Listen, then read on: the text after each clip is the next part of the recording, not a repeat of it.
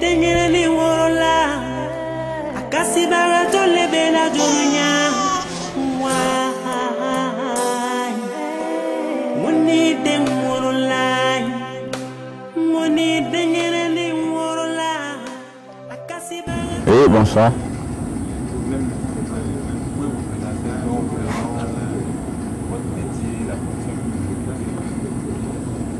Ok, je vous remercie. Moi, c'est Sermé Yaya. Je suis gestionnaire financier de formation. Il faut dire que je suis intermédiaire. Je m'occupe du volet enfants et éducation dans l'association Groupe Zemstaba de personnes handicapées moteurs. Bon, le volet, l'association elle-même a été créée en 1990. Mais moi, je suis arrivé dans l'association en 2007. Et cela est arrivé lorsque j'étais sur le marché de l'emploi, quand j'ai fini à l'université Polytechnique de Bobo comme étant un gestionnaire financier. J'ai été confronté à un problème d'emploi.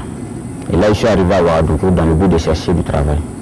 Et c'est lorsque je suis arrivé sur le terrain, je me suis rendu compte qu'il n'y avait rien qui était mis en place pour aider les personnes handicapées à avoir un emploi. J'ai marchandé, j'ai tout fait, j'ai fouillé les points. Je me suis rendu compte que tout ce qu'on dit, c'est du verbiage creux. La réalité sur le terrain est autre. Pour avoir un emploi, c'est un problème. Pour avoir un stage, c'est un problème. Et j'ai remarqué aussi que dans la ville de Ouagadougou, la majeure partie des personnes handicapées sont analphabètes. Pourquoi cela? Je me suis posé la question. Et la première solution que j'ai eue, c'est qu'il y avait le problème de déplacement. Parce que le lieu étant, les distances des quartiers avec les écoles. Et puis, dans cette région de Moussi, je me suis rendu compte que c'est une trempe de société qui néglige les personnes handicapées. Voilà. Je me suis demandé pourquoi. Et c'est cette ambition-là qui m'a poussé maintenant à adhérer à l'association et à créer ce volet éducation des personnes, des enfants handicapés. Voilà. Bon, tant de la société, de la population, c'est-à-dire moi aussi, qui croient que quand on a un enfant handicapé, c'est un mauvais sort. Avoir un enfant handicapé dans sa famille, il faut le cacher. Voilà. Il faut le cacher, c'est un mauvais sort, il ne faut même pas qu'il sorte dehors. Voilà. Et c'est ce qui a poussé les parents à rejeter leurs enfants. Au lieu de les mettre à l'école comme les autres enfants, on les cache dedans et par finir l'enfant sort, quand il sera grand, il se sent obligé de mendier, puisque lui, il n'est pas comme les autres. Et sa seule opportunité, c'est de tendre la main. Par contre, chez nous, par exemple, les Samo, un enfant handicapé, c'est comme les autres enfants. Il a le même droit que les autres enfants. Et j'ai remarqué que chez moi, par exemple, tu ne vas pas voir un enfant handicapé parce qu'il est handicapé, il ne part pas à l'école. On va le mettre à l'école. Peut-être que lui-même, si sa tête ne marche pas, peut-être, c'est parce que lui-même ne veut pas aller à l'école, il va au cours de l'année, il peut abandonner. Sinon, ce n'est pas le parent qui va décider de le dire parce que c'est mon enfant est handicapé, il n'est pas comme les autres enfants. Et ça, c'est le premier constat que j'ai fait quand je suis arrivé ici. Ça m'a touché. Il faut dire que c'est un combat de longue haleine. Au début, ça n'a pas été facile. L'association Groupe Zemstaba est une association reconnue. Bon, c'est l'une des associations doyennes à Ouagadougou ici. Ça a été une chance parce que c'est une association. Les personnes qui sont au devant de la scène dans cette association connaissent le terrain. C'est-à-dire qu'il n'y a pas une personne handicapée. C'est rare des personnes handicapées qui ne connaissent pas. C'est-à-dire qu'ils ont eu à réunir le maximum de personnes handicapées. Et ça m'a permis de connaître les personnes handicapées. Sinon, moi personnellement, je suis venu dans le milieu, je vous ai dit que c'est en 2007. En 2007, je ne peux pas connaître la réalité. C'est lorsque je suis rentré dans l'association Groupe Zemstaba que je me suis rendu compte effectivement que c'est-à-dire que c'est grave. Voilà. 80 à 90% des membres de cette association ne pas allé loin à l'école. Et ça, voici c'est quelque chose d'abord qui m'a choqué. Et ça m'a choqué. Je me suis dit, qu'est-ce qu'il faut faire pour que les générations futures, là, on ne prie pas Dieu pour devenir handicapé. On ne veut même pas que son ennemi même devienne handicapé. Mais si ça arrive, il faut le prendre avec philosophie. Voilà. Et donc je me suis posé la question, qu'est-ce qu'il faut faire pour que ces enfants handicapés qui sont en train de venir dans l'association là, puissent avoir la chance comme moi et certains d'aller à l'école. Et c'est là on est allé vers les gens, vers les enfants handicapés. Quand on est handicapé, bon, quand tu te rends compte que tu es handicapé, il faut lutter sur deux fronts. Il faut lutter d'abord contre l'handicap là, et aussi contre le regard. C'est ça. Et lutter contre son handicap, c'est quoi? C'est accepter qu'on est handicapé et que c'est une qualité et non un défaut. C'est la première des choses. Et quand tu acceptes que ton handicap c'est une qualité qui te permet d'abord d'être connu, parce que quand par exemple tu vas arriver dans mon quartier, quand tu dis par exemple je cherche un monsieur qui a une baisse 3 roues, immédiatement on va t'indiquer, on va dire que c'est là. Ou bien tu dis je cherche un monsieur handicapé, il est comme ça, on va dire ah je le connais, ça c'est une qualité. C'est vrai que quelqu'un d'autre, tu rentres dans le quartier, tu dis je cherche monsieur Bourama. Monsieur Bourama c'est qui? Il y a plein de monsieur Bourama dans le quartier. Donc pour moi, lutter contre son handicap là, c'est d'abord accepter comme une qualité et non un défaut. Quand tu acceptes que c'est une qualité, tu vis avec, tu cohabites avec les autres, il n'y a pas de problème. Et quand tu n'as même pas de tricycle, tu ne peux pas sortir dans ta chambre. Ça fait que tu sens plus ton handicap. Et qui comme sent plus son handicap, vraiment il est blessé, la personne est blessée intérieurement. Il ne peut pas s'épanouir. Et donc la première des luttes là, c'est la mobilité des personnes handicapées. Et l'association Groupe J'aime Savoir, dans sa politique, a voulu tout faire pour que toute personne handicapée soit mobile, puisse se déplacer. Au moins c'est d'avoir un tricycle vélo. Voilà. C'est de lutter pour que au moins un handicapé là puisse avoir un tricycle vélo. Parallèlement à ça, il y a aussi le volet rééducation. Il y a d'autres personnes handicapées qui peuvent avoir la chance de se tenir debout au lieu de faire les 4 pattes. Il faut avoir la chance de se tenir debout et se déplacer avec des béquilles. Et ça seulement, c'est une question de rééducation. C'est ce que je dis. Moi, je trouve que le premier responsable dans cette histoire-là, c'est le parent lui-même. Voilà. C'est celui-là qui a mis l'enfant au monde. C'est lui, il trouve qu'il doit baisser le bras parce qu'il trouve des difficultés pour mettre son enfant à l'école.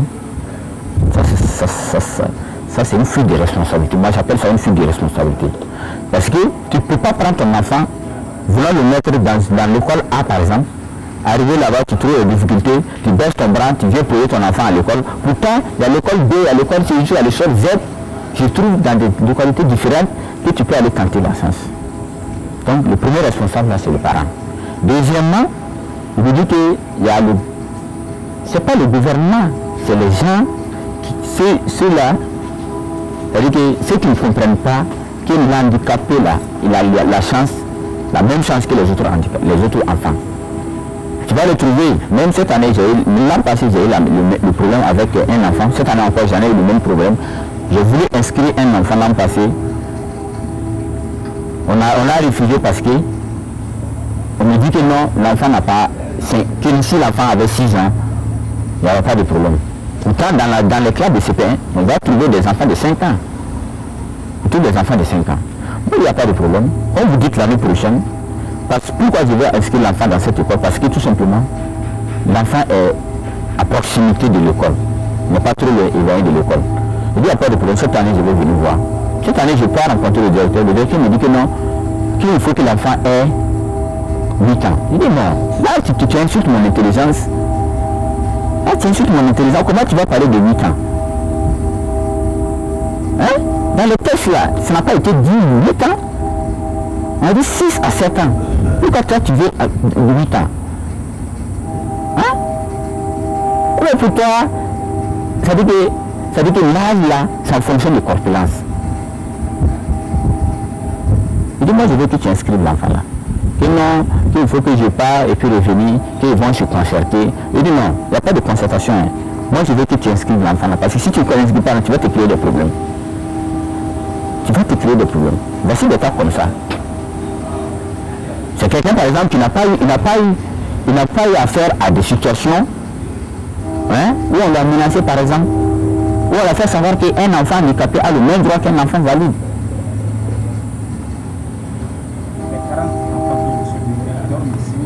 Non, ils ne dorment pas ici. On n'a pas un problème de locaux. Comme vous allez constater, c'est de l'association, mais on a des problèmes de locaux. Ici, les locaux qui sont là, servent seulement de bureaux et puis d'ateliers.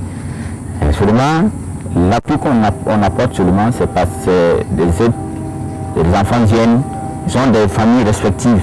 Nous, on fait des visites sur le terrain. On regarde effectivement est-ce que l'enfant est bien suivi, est-ce qu'on s'occupe bien de l'enfant. C'est tout. Maintenant, ce qu'il y a comme problème, on essaie de résoudre à notre manière, de tout ce qu'on fait. Et nous sommes rendus compte à un moment donné qu'à d'autres enfants, quand on les regarde, on sait qu'ils ne peuvent pas aller encore loin à l'école. Ouais. Ça c'est un coup, il ne faut pas se bercer, il ne faut pas voir la face. Qu'est-ce qu'on gagnerait à vouloir que l'enfant aille à l'école, pourtant on peut l'aider à être autonome sur le plan financier.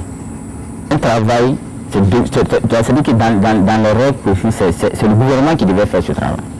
Mais vous, personnes privées, vous voulez faire ce travail à la place du gouvernement. Moi je me dis qu'on n'a pas de mots à vous remercier. C'est vraiment un travail énorme. Vous serez confronté souvent à des difficultés, certes, mais ce que j'ai à vous dire, c'est un domaine, c'est pas facile.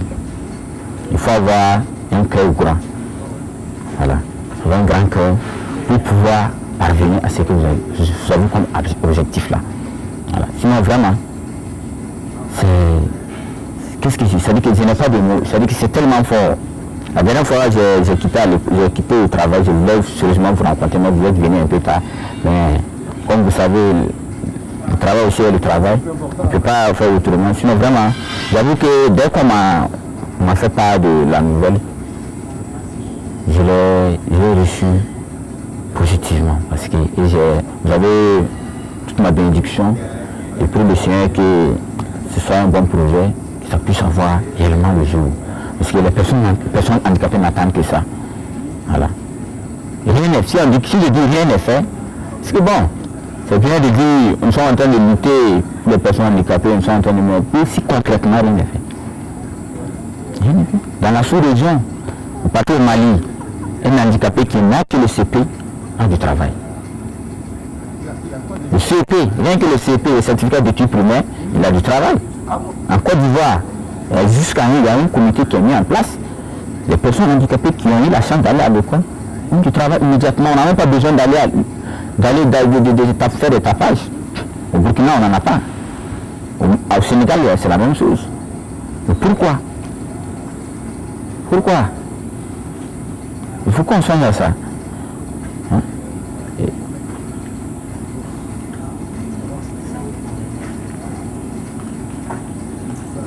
Si vous avez des mots de remerciement, okay. Pas de problème, vraiment je tiens à vous remercier et à vous formuler mes bénédictions, car le tout miséricordieux, le très miséricordieux, puisse apporter son aide. C'est vrai, nous sommes des humains, nous avons certes nos défauts, mais c'est Dieu qui est fort. Voilà. C'est Dieu qui sait ce qu'il fait et qui sait où nous allons. Peut-être que nous voulons faire quelque chose, si nous n'avons pas l'énergie nécessaire, on ne peut pas y arriver. Mais c'est le Seigneur celui qui a tout, qui a la solution à tout. On va prier le seul Allah là, qu'il apporte ses bénédictions, qu'il fasse en sorte que nos rêves soient une réalité. Voilà. À la misère. Inch'Allah. Ouais.